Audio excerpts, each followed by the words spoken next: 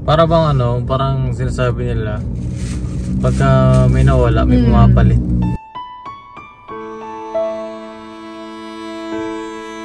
Tapos nung mga kasagsagan ng January, nung namatay si Papa, bungad lang ng January 2, nung namatay si Papa, biglang dun lumaki yung tiyan ni Kali. So yun nga mga ka-business, mapagpalang araw sa ating lahat. Mapagpalang araw po sa ating lahat. Wow! Itim ko. Okay lang yun. Yan ang ano, yan ang marka ng kalanggaman. Ay, wait lang yung mga ano pala. Nagpa-laundry po kasi ako mga ka-business. Ayan na mga ka-business today, meron samahan nyo kami ngayon kasi meron kaming appointment. Ayun, appointment. Ayan si Gio kasi ay first time niya ng grooming. Ano, Yeah. Samahan nyo kami. Kakalbuhin po natin siya. Ayaw po ni Tito Emer. Hindi naman siya kalbo mga Hindi naman. Ipapa-summer cut lang po namin siya. Kasi si Gio mga kabis, pag pinaliguan siya, pagka wala na siyang balayibo, pangit siya. At saka ano, nagbubuhol-buhol na po yung mga ano niya, mga buhok niya. Ito po siya mga ka-business. Hi! Say hi boy! Gio! Grabe, pagod ah. Parang nasa sense niya na kakalbuhin siya. Yung mga kabisa sa ano naman si Gio naman ngayon ay 7 months. 7 months na po siya. Turning 8 months sa 29. Uy! Ka-birthday ni Tito Emer. Tito! Papa pala! Sa POV mo kasi. Okay. Ka-birthday po ni Tito Emer si Gio. Pero ano pala po siya nun? 8 months. 8 months. So pwede na siyang gupitan. Kasi ang sabi 6 months daw, paabutin mo na lang siya ng 6 months bago gupitan. 8 months naman na siya. Yan. So ayan mga ka-business, papunta kami ngayon sa grooming sa pet shop. Tapos dito lang po malapit sa. Tapos mga ka-business, pagtapos natin ipag-group si Gio, may kukwento lang kami sa inyo. Yung kwento, yung istorya ni Gio. Bakit siya, paano siya nag-exist dito sa mundo? Paano siya napunta sa amin? Alright, so balikan namin kayo mga ka-business. Parang ganito po. Papikat yan. Gusto ba ni Tito? Hindi ko alam. Mahaba yan sa summer. Ano ba sabi ni Tito? Hindi, basta ano lang siya. Yung daw sobrang kalbo namin para makapalos yung balance. Sabi lang. Sabi lang yung mukha niya doon nagupitan. Pangit, no? Yan. Ay, Shadow, halika dito. Huwag ka makulit mo niya. Ay, Shadow. Shadow, come here. Dapat si Ami. Sa full groom ma'am, may kasama na siyang bar. Kompleto na yan, sir. Kompleto na. Yun, no? Gio! Pwede kayo mag-connect lang sa wifi.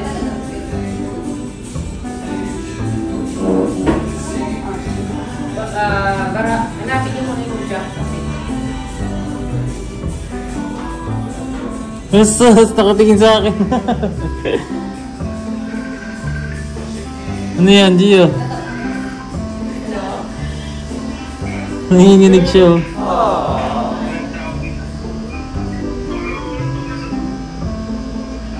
Wala kasi akin. Naliligo na yun, ma'am. Pinaligo ako kanina. Si Gio nakatingin sa akin. Pwede ka rin yung cold water, buksan mo. Ikalala, pwede naman yun, yung sex naman yun eh, yung cold water.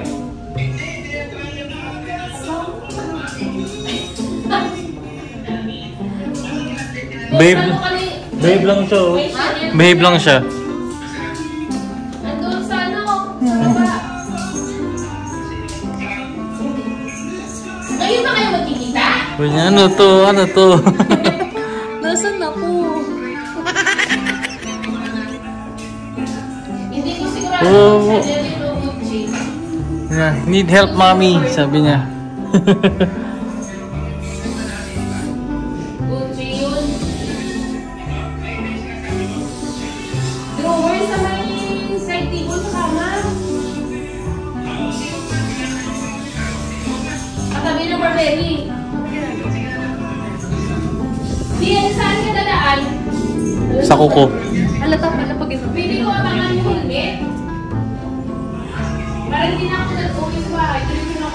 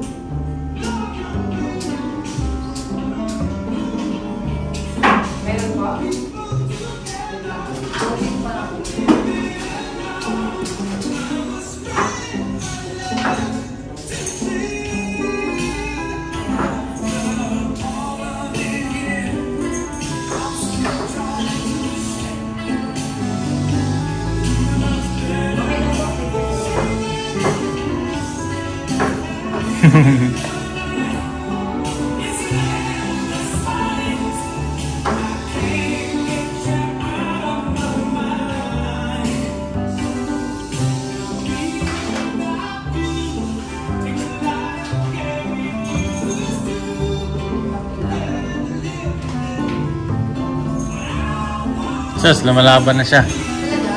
Ayun o.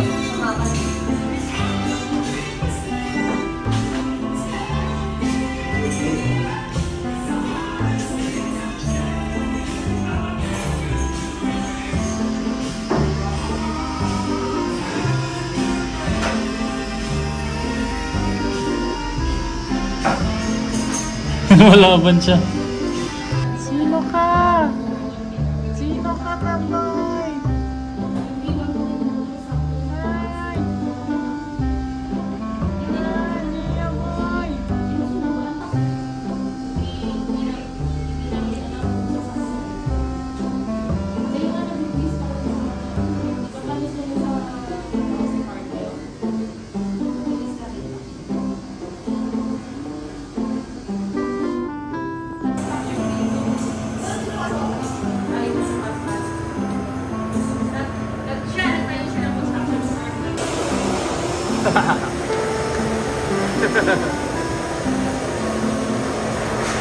Parang ba, dito kasi. Nandito ka, nandito.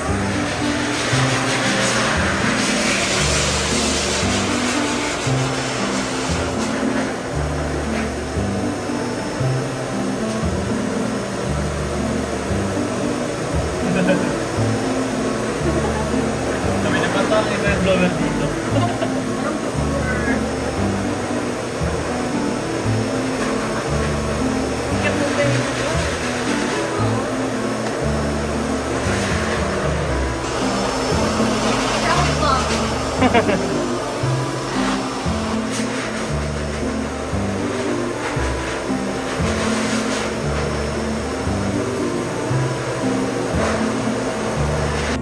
Yay! Yay! Asus! Ang pugi naman yan. Si Gio pa ba yan? Nag-iba tayo ng aso ah. Yan pala butik na katawan niya. Oo. Pogi niya pala pag manipis mo niya, no?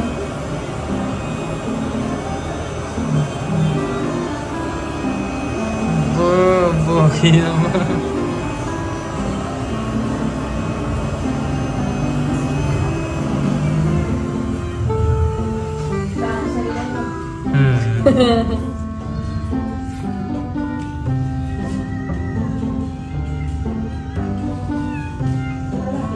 Opo.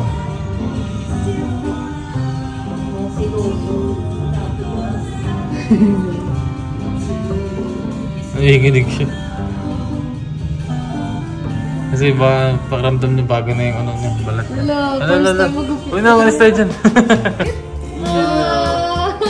Ay, tingin dun. Ito mo na. Sus, ang yabang niya oh. Siguro pinakos. Yabang niya oh. Gio! Uy, Gio! Gio! Aba, ang baby ko. Aba, ang pogi ah. Oo na, pogi ka na. Ito ka ba? Para ano? Tuloyin siya pa. Sige. Gio! Gio boy. Gio! Gio. Maligalig po, be. Gusto niyang ano bumaba. Oh, sige, shake lang muna.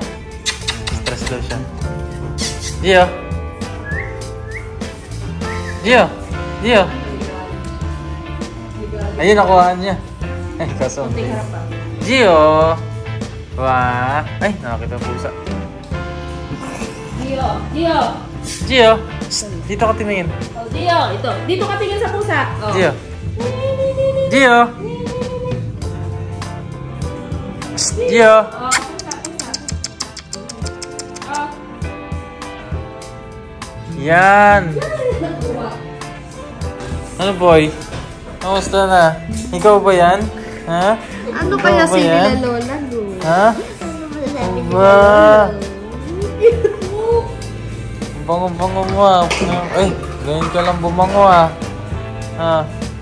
Ano, baba ka? O sige, baba ka. Ayan, hindi na ano yan.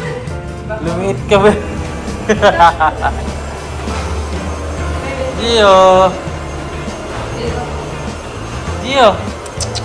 Gio! Tingnan ito! Gio! Gio! Gio! Uy! Hindi ka dito.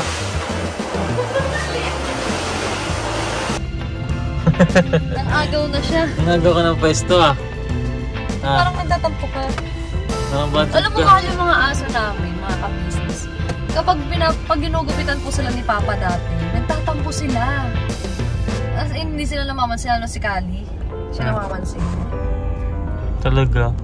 Kaya, ano no, parang tampo-tampuhan siya. Hindi naman, kinis naman niya ako kanina. Gio! Ba't hindi lang siya? Stress yan siya. Kaya ako mga first time kasi. Bebe, halika. Tabi tayo. Ganyan lang. Ay, sus! Ganyan lang. Ay, sus! Ay, sus! So yun na mga ka-business, tapos na kami sa grooming ni paano pa ako? Gio Bells. Gio Boy. And yan ang itsura niya mga ka-business. Kung may pipicture ako na lang. Ang cute to! Ay, Gio! Gio! Ayun na mga ka-business, may kukwento lang kami sa inyo. Dito na ba?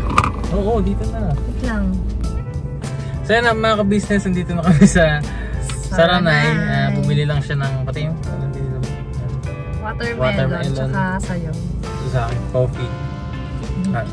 Burger King. Ayun, ito nga yung sinasabi ko sa inyo, ikakwento ko sa inyo kung ano bang nangyari kay Gio noon. Saan ba siya nagsimula, ganyan. Ako ba magkukwento? Ang dami na nagmamahal kay Gio ng mga subscriber. May nagme-message pa. May nag-message. Shoutout pala dun.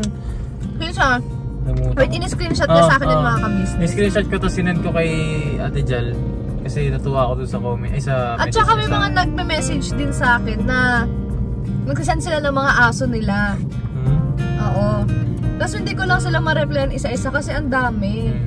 Ayun nga mga ka-business, shoutout natin yan. Yung nag-chat sa akin.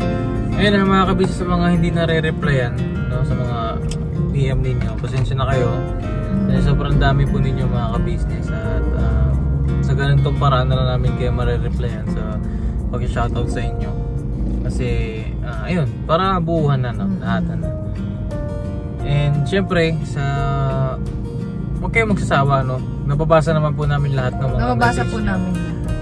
Nababasa namin lahat yan. Thank you sa inyong suporta. Kung nasa na. Bagal ng data. So yun, shoutout po dun sa nagsasabi na mahal na rin daw niya si Gio. Ayun lang. Kasi nakita niya, bilhan, sabi niya, Jal, bilhan mo si Gio ng brush sa buhok, sabi niya. Kasi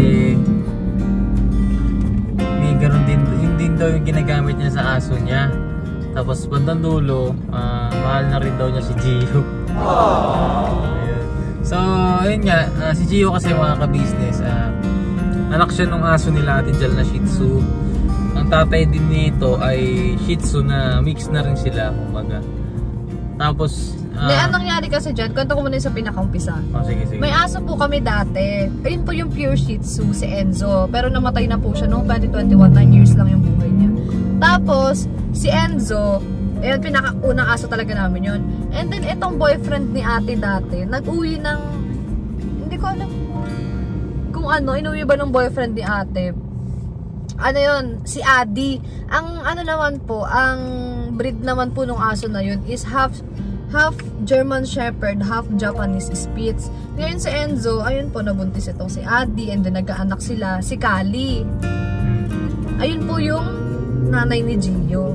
Ayun. So yung breed po ni Gio is hindi na po siya pure Shih Tzu. Pero yung, kung makikita nyo siya, para talaga siyang Shih Tzu, diba? Pero hindi na kasi mahaba na yung uso ni Gio eh. Yung Shih Tzu kasi mga bispango yun eh. Sobrang walang ilong. Ay, yung aso namin na muso. Walang muso talaga yun. Yan na. Ayun. Tapos ito nga, nangyari, si Kali, marami na siyang naging anak, diba? Oo, marami na. Una, ganyan. Tapos, itong si Gio, kabilang siya sa anak niya na 5 piraso sila. Oo, 5 sila. Ako pa nag-aalaga nun. No? Mga ano to mga kami sa January. January kasi, lalo nang sinimulan gawin yung bahay ninyo, diba? Tapos nilagay yung mga aso dun kila Tito Ryan. Shoutout kay Tito Ryan. Kung nanonood si Tito Ryan. Ayan, bumibisita ako dun sa bahay nila. Tapos ayun, wala na pagka may pasok si Ate Jal. Tapos lahat sila wala sa bahay. pupunta ako doon. Tapos ako yung naglilinis ng ano. Tapos napansin ko siya mga ka-business. 5 sila, di ba? May papakita ko sa inyo yung picture. Sa 5 yun, siya yung nabumukod tanging kulay. Kasi nung baby siya, mga ka-business, Color? Silver gray. Kulay Color niya. gray po talaga siya. Yung apat niya pong mga kapatid, lahat yung color brown. Siya lang po talaga mag-isa. Brown tsaka may black eh. Black tsaka white. Na baltic. Ayun, meron po palang isang black and white. Tapos siya po yung nag-isa na gray talaga ang kulay niya. Gray. Silver po talaga ang kulay ni G. At isa pa, siya yung pinakamaliit dun. Siya po yung parang kulelat, kawawa. Oo. Ganito lang siya kaliit mga kabisos ng baby siya. As in, ganito lang. Parang siyang daga. Oo. Ganun. Tapos ganun pa po yung kulay niya. Color Tapos, silver. Akala nga, parang iniisip ko nga nun, parang hindi siya tatagal. Oo, parang kasi may ganun po talaga eh. Yung sa mga naging anak po ng aso namin na yun, may isa po talaga doon na palaging namamatay. At yung namamatay doon is yung pinakapayat, pinakamaliit, yung hindi nakakadede. Which is si Gio, ganun po siya nung baby, hindi siya nakakadede masyado. Kasi, sige. Kaya feeling ko, sabi ko parang di tatagal tong isang to. Oo. Kaya namin siya kinuha kasi parang naawa ako. Tapos ayan, tayo nyo naman gano'n siya kalusog na yun. Oo, tapos kasi nung baby siya mga, kaya di siya nakakadede. Kasi, meron siyang kapatid. Sorry, sinubuan kita. Tapos. Hindi mo lagyan ng asin, di masarap. Meron siyang kapatid, sobrang laki nun. May malaki siyang kapatid, siguro ganito na siya kalaki. Magulang ano. Ang kulit nun, grabe siya nang babara ko sa mga kapatid niya pag siya yung dumidede. Tapos siya, si Gio, nandun lang sa gilid, hindi siya nakikipagagawan. Kawawa po talaga. Tapos, naawa ko sa kanya, kaya ang ginagawa ko, sa kulungan, si Kali na sa loob siya. Tapos binubukod ko siya ng pasok sa loob ng kumbaga yung apat nasa labas ng kulungan. Tapos si Gio at yung nanay niya lang po yung pinapasok namin sa kulungan. Tapos na makadede yung iba. Tapos pagka parang balance inisolo ko si Gio doon sa loob. Kaya siya nabuhay. Ganun. Tapos siya yung pinakamaliit talaga as in. Ganyan.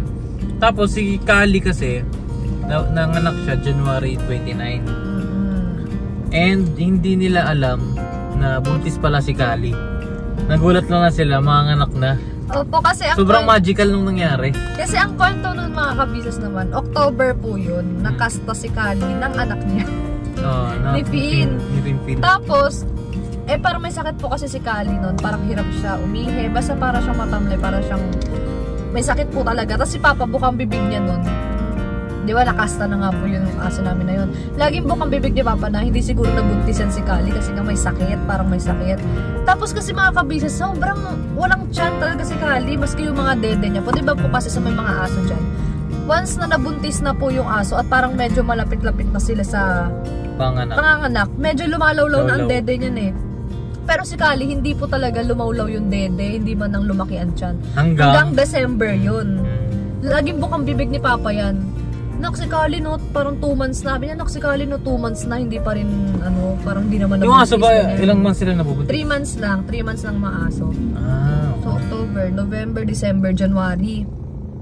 Ayun, bukang bibig talaga ni Papa yun na hindi naman daw siguro nabuntis si Kali kasi nga, hindi lumaki yung dede, hindi tumaba yung tiyan. Tapos, nung mga kasagsagan ng January, nung namatay si Papa, bungad lang ng January, January 2, nung namatay si Papa, biglang dun lumaki yung tiyan ni Kali.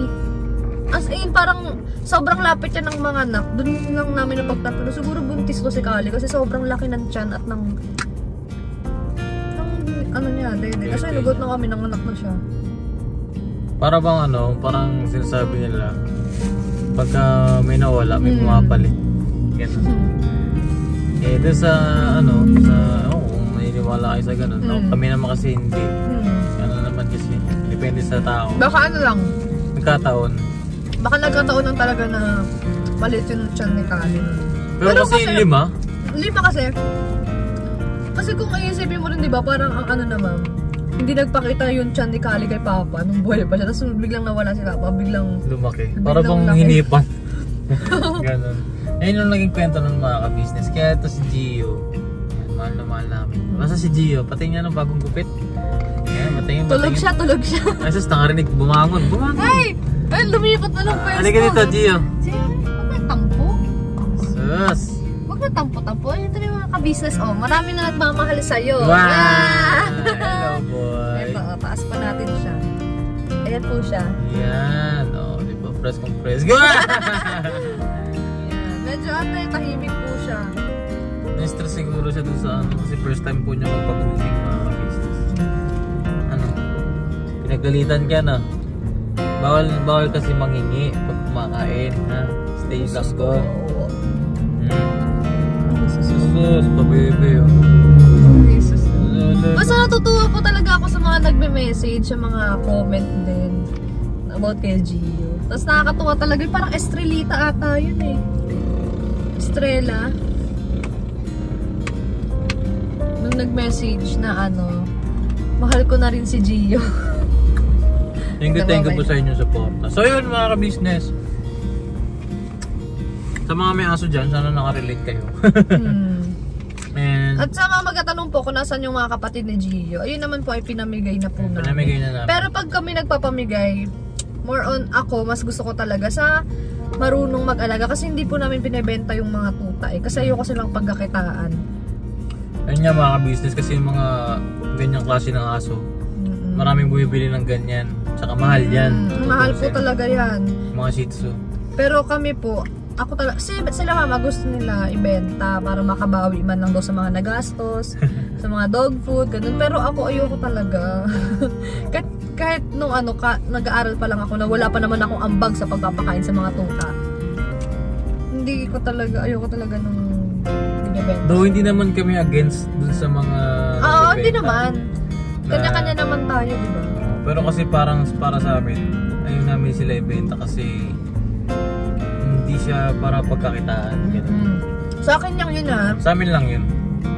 Kasi, ako pag nagpapamigay ako ng mga tuta, doon ako sa alam kong merong mag-aalaga talaga. tsaka yung may kaya. May kaya. Kasi, ang pag-aaso po parang nag-alaga ka lang din ng totoong bata. Totoong tao. Kasi ang gastos po. Nakailang libo kami dyan dahil sa mga ano. Yung mga vaccines niya, kompleto yan mga ka-business. Kompleto. Tapos kapag alis kami, kailangan may diaper. Ayan. Alam niyo nung mga ka-business, nung bata siya, nung baby siya, na sobrang malnourished niya, yung pagkain niya na, yung pagkain niya na dog food, nilalagyan pa namin ng goat's milk yun. So, basically parang bibili rin ako ng gatas kasi magkano 300 pesos. Ano yung mga binibili sa may diaper, may gatas. Yung mga gamit niya, lagyan ng tubigan, may bag pa yan siya. Parang baby na parang rin totoong tao po talaga. Kaya pagka nagpapamigay kami, yun talagang sa alam namin na alaga. Yung financial stable sila, ganun. Financial capability. At saka gusto ko yung hindi kinukulong. Alam kong hindi nila kinukulong mga aso. Ganun. Ayoko nang kinukulong. Kaya sa bahay ito mga ka-business, wala na palaboy-laboy sa bahay sa loob. Kasi may iba kasing mga aso na hindi mo pwedeng hindi ikulong eh. Kagaya ng mga aspin, di ba? Pag nangagat yan, ikaw naman ang mapapahamak, di ba? Kaya kailangan, yung aso nyo na hindi mo naman mapasunod sa iyo or masyadong matapang, responsibility ng owner na ikulong yun, di ba? Kaya may mga aso kami nakakulong mga ka-business kasi malalaki kasi yung mga aso po nila. Tapos maagat sila. Pero ang nakakatuwa po kasi first time nila magkaroon ng gantong kaliit na aso na nagpapatakbo-takbo talaga sa loob ng bahay nila. Ito kasi mama dyan eh.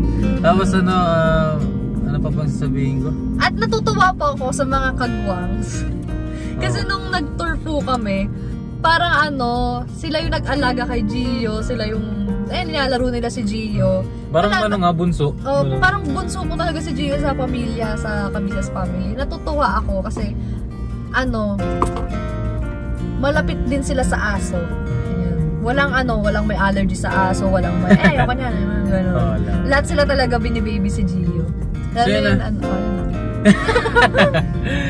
Tapos ano pa ba sabihin ko kanina hanapin mo yung pangalan ng mahal. Mga beses shoutout ko na lang yun sa susunod ko na upload. Or kung alam mo na ikaw yung nag-message sa akin, mag-comment ka dyan, ha? At ipupusuhan ko yan. Basta ang sabi niya doon,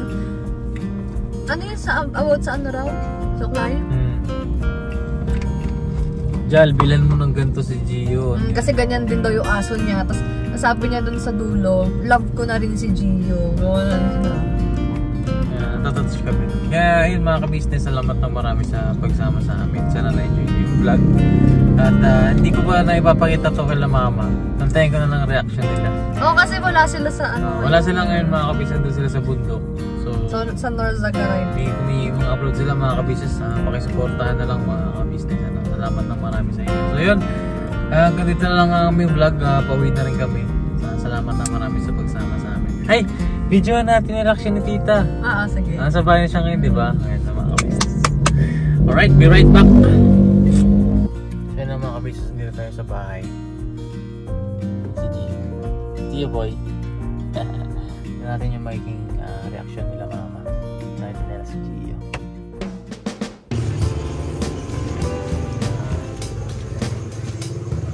Boy. Ano si Gio?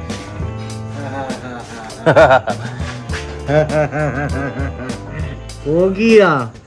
Pogi ah. Bango niyan, no? May baby yan. Pogi. Ang pogi Gio. Saan sila mama? Sa loob. Sa taas. Ayos papa. Pa. Wow! Hey! Ang gwapo! Ang bango! Grabe! Ang gwapo naman yan! Mali ka. Yes. Ang gwapo ng anak! Okay ang Gio! Ay grabe! Patay mo nito. Gio! Halika dito. Ay, ang pagod mo. Nakalagay na dito si Gio, baby! Oh! Ang kilig! Ang guwapo naman ang baby namin na yan. Ang baby naman, oh. Bango niyan. Bango-bango na ako parang shampoo rito. Hindi, ano yan? Pabango yan. Tulog. Ah, talaga? Nak! Tinan mo si Gio! Binata? Mas maganda pa yung buhok ni Gio kasi sa atin. Oh, diba? Ewan ko, baby. Oh, naging teddy bear na siya. Oh, baby, baby. Ito naman. Sikat na sikat na. Oh, ay! Ang cute talaga yung Rumbek. Oh, wow! Ang galing naman ang gumupit na. Kano? 550. Sama na toothbrush, nail cutter, Ay, gano'n. ba siya? Ay, natin? Ay, ang baby naman galing ka. Ay. Very good dyan, hindi yan umiiyak. Gano'n, pag ano? Bakit siya Babe lang siya. umiyak? Bigati na Very good yung baby. Galing siya. Very good yan. Asan na si Papa Dins? Ano sa labas? Nakita niya Nakita eh. ni Paps? Hmm. Very good. Clap your hands. Clap your hands. Yan. Hindi na mahirapan si Mama magligo. Ano? Pero nakakabis na yung buhok niya. Sana tinigpit mo yung buhok niya, nak. Wala na, nakasabasuran na yun. Ang ganda, no? O, diba? Ako panibago. Tag dyan, puppy cut. Ikaw ba yan, Gio? Ang laki na naman kayo. Oh, proud na proud siya, oh. Alam niyo sinasabihin siyang gwapo. Oh, gwapo ni Gio na. Apir. Wala, di marunong. Kinis ng balat niya, no? Oo. Lambot. Lambot. Linis ng gupit sa kanya, pati yung ilalim. May tiyan niya. Galing naman. Asan si mama niya, nak? Andun sa bahay. Ang sabi ni lola niya. Cute daw. Ririgaluan ni Papa di si Budang ng ano, Poodle. Pudel. Babae. Babae. Oh. Kaya magiging girlfriend ni Gio yun. Pagka nagkatuluyan sila, magkaanak sila, ay di si Gio, di ba, Shih Tzu? Ah. Ano? Shih Tzu. Shih Tzu. Pukitsu. Ha? Pukitsu. Pukit.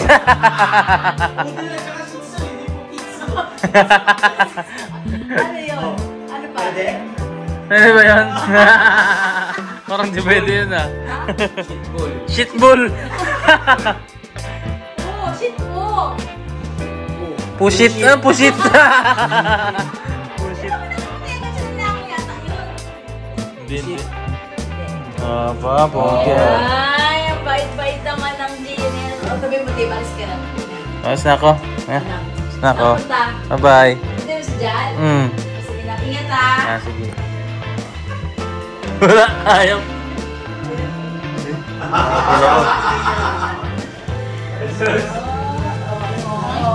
Habol siya. Ayun.